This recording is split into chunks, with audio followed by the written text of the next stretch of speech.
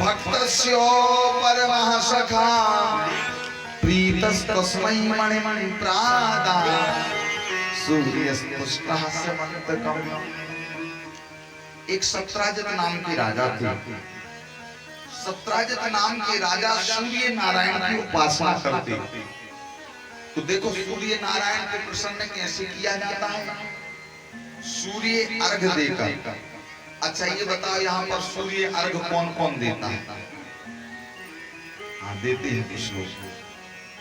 सूर्य अर्घ सूर्य उदय के पहले देना चाहिए। प्रयास तो ये करना चाहिए कि सूर्य का उदय हो और हम अर्घ दें।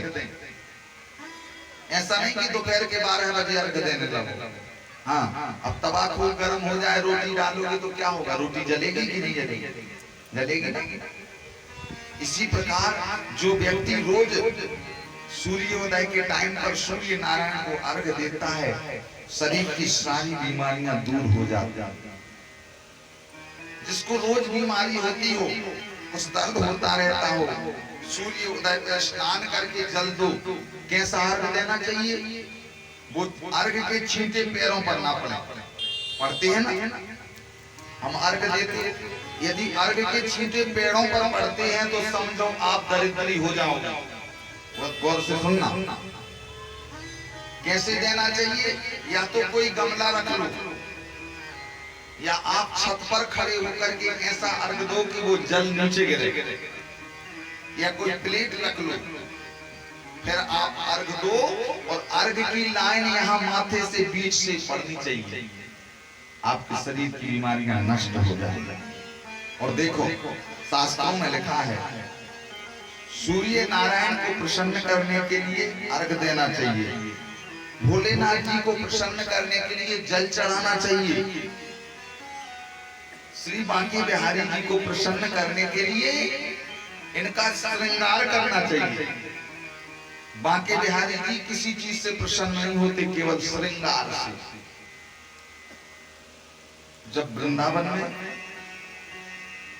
हरितालिका तीज से जो भादों में पड़ती है, माताएं व्रत रहती हैं, भगवान मंदिर के बाहर आते हैं बिहारी जी, और फिर उनका फूल श्रृंगार होता है। और ऐसा श्रृंगार नहीं, लाखों करोड़ों रुपए के फूल लग जाते हैं एक एक दिन में। हाँ बोलो राधे राधे। ऐसा दिव्य श्रृंगार होता है। आपने एक भजन भी सुना होगा, फूलों में सज रहे हैं श्री वृंदावन बिहारी। तो बिहारी जी को प्रसन्न करना है तो खूब उनका श्रृंगार करो, और ब्राह्मण को प्रसन्न करना है तो खूब मिठाई खिलाओ। बोलो राधे राधे।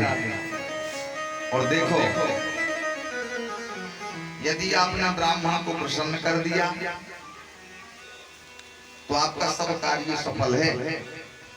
ऐसा मत सोचना हम अपनी बोल रहे, हम तो आपके बच्चे हैं। बोलो राधे राधे। हाँ अभी कथा सुना रहे हैं बस। यज्ञ कुंड में स्वाहा, भगवान को प्रसन्न करने के दो तरीके हैं। क्या?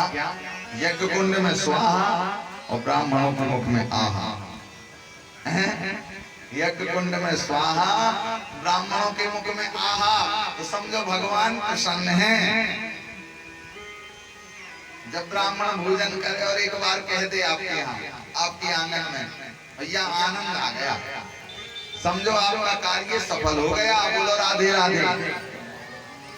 और यदि ब्राह्मण ने आहा नहीं कहा, खूब माला फेरी, खूब जाप किया, खूब भागवत सुनाई, और मुख से आहा नहीं निकला, तो समझो कोई कमी रह गई।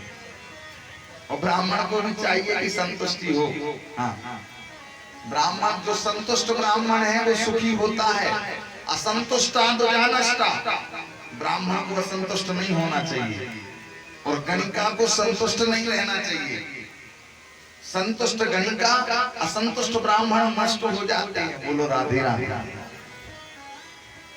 ब्राह्मण को जो मिल जाए उसमें आनंद से रहना चाहिए, प्रसन्न होना चाहिए। अब राजा सत्राजित सूर्य नारायण को खूब अर्घ देते, खूब उपासना करते।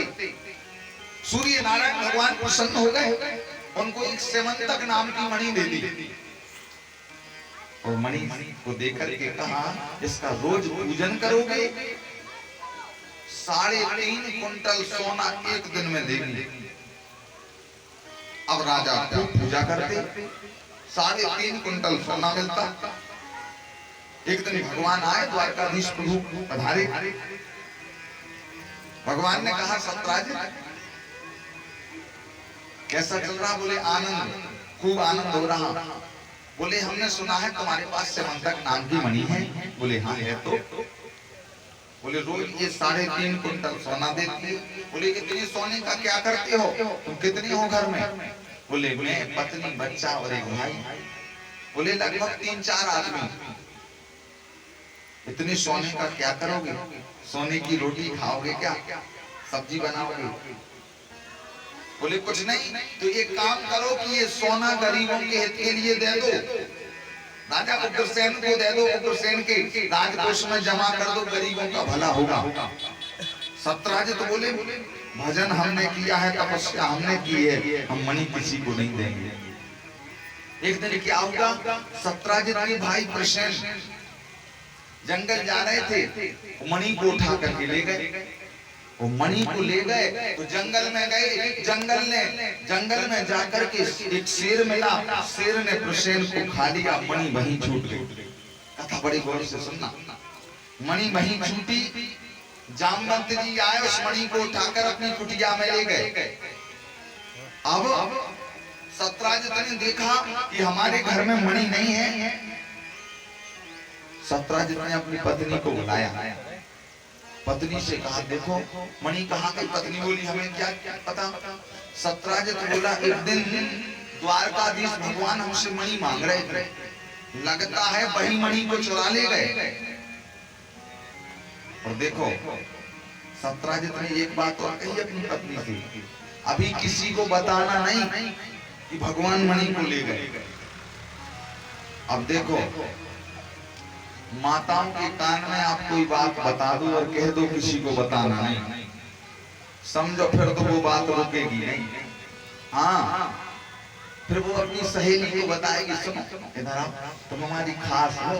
हाँ, मैंने पड़ोस वाली ऐसा बोले, लेकिन तुम किसी को नहीं बताना। वो तीसरे को बताएगी, सुनो हमने ऐसा सुना, होता है कि नहीं? बिना प्रचार के प्रचार हो जाता है पूरे नगर में। हाँ, कोई बात यदि आपको प्रचार करानी हो, किसी मैया के कान में कह दो। मैयाओं को एक श्राप लगा है कि कोई बात पेट में पचती नहीं है। बोलो राधे राधे। हाँ, तो माताओं के कान में आप कह दो ये बात किसी को बताना नहीं, तो पूरे में प्रचार हो जाएगा। अब पूरी द्वारकापुरी में हल्ला मच गया। क्या कि कन्हैया जी ने मणि को चुराया है, कन्हैया जी को आज झूठी चोरी का आरोप लगा। अच्छा, झूठी चोरी का आरोप लगा। और देखो काजल से भी ज्यादा काला है तो कलंक, कलंक कभी छुपाया नहीं जा सकता। इसलिए यह कथा शिक्षा दे रही है हमारे लिए, जीवन में प्रत्येक कदम फूंक करके रखना चाहिए। ये समाज बड़ी विचित्र होती है, किसको कब बदनाम कर दे कोई भरोसा नहीं है।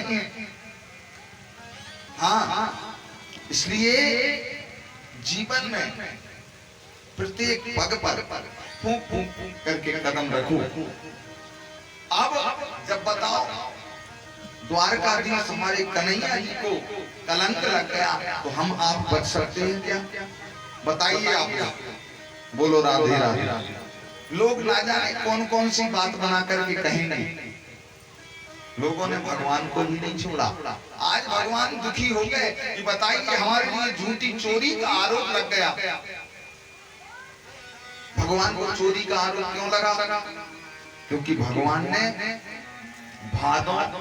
भाद्रपद कृष्ण पक्ष चौथ का चंद्रमा देखा था।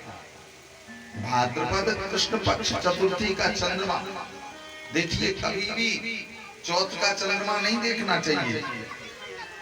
जो देख लेता है उसे झूठी चोरी का आरोप लगता है। क्यों? एक दिन गणेश जी महाराज, गणेश जी का पेट लंबा है ना, लंबोदर कहते हैं। गणेश जी महाराज जा रहे थे, रास्ते में एक केले का छिलका पड़ा था, जैसे ही गणेश जी का पैर छिलके पर पड़ा, गणेश जी फिसल गए, फिसले तो गिर गए, गिरे तो उठ नहीं पा रहे थे। चंद्रमा को देख करके हंसी आ गई कि देखो कैसे लंबोदर भगवान उठ नहीं पा रहे। गणेश जी को गुस्सा आई, अरे हम गिर गए हैं, तुम यह तो पूछ नहीं रहे कहाँ लगी है, तुम हंस रहे हो, जाओ हम तुम्हें श्राप देते हैं, आज के दिन जो भी तुम्हारा दर्शन करेगा, जो भी चंद्रमा को देखेगा, उसे झूठी चोरी का आरोप लगेगा। इसलिए भाद्रपद चतुर्थी, कृष्ण पक्ष चतुर्थी का चंद्रमा कलंकित है, कभी भूल से मत देखना। आज भगवान ने विचार बनाया कि हमारे लिए जो झूठी चोरी का कलंक लगा है, आरोप लगा है, इसको हम मिटाएंगे। आज भगवान मणि का पता लगाने के लिए निकले, पता चला प्रसेन मणि को ले गया, जंगल गए, जंगल में पैरों के चिन्ह बने हुए थे, पैरों के चिन्ह के पीछे पीछे भगवान गए, आगे जाकर के देखा जामवंत जी की कुटिया मिली, जामवंत जी की पुत्री जामवती जी मणि से खेल रही है। भगवान ने जामवंत जी से कहा, भैया ये मणि हमें दे दो, हमें झूठी चोरी का आरोप लगा है, हम आरोप मिटा देंगे। जामवंत जी बोले, ये मणि ऐसे नहीं मिलेगी, यदि मणि चाहिए है तो आओ, दो हाथ हो जाए, लड़ना पड़ेगा।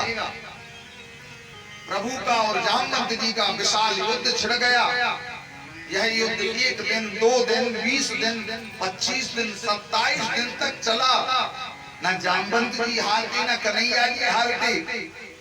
27वें दिन का जब युद्ध विराम की ओर था, जामवंत जी की नसें ढीली होने लगी। जामवंत जी ने हाथ जोड़ करके कहा, प्रभु हमें लगता है कि आप तो भगवान हैं।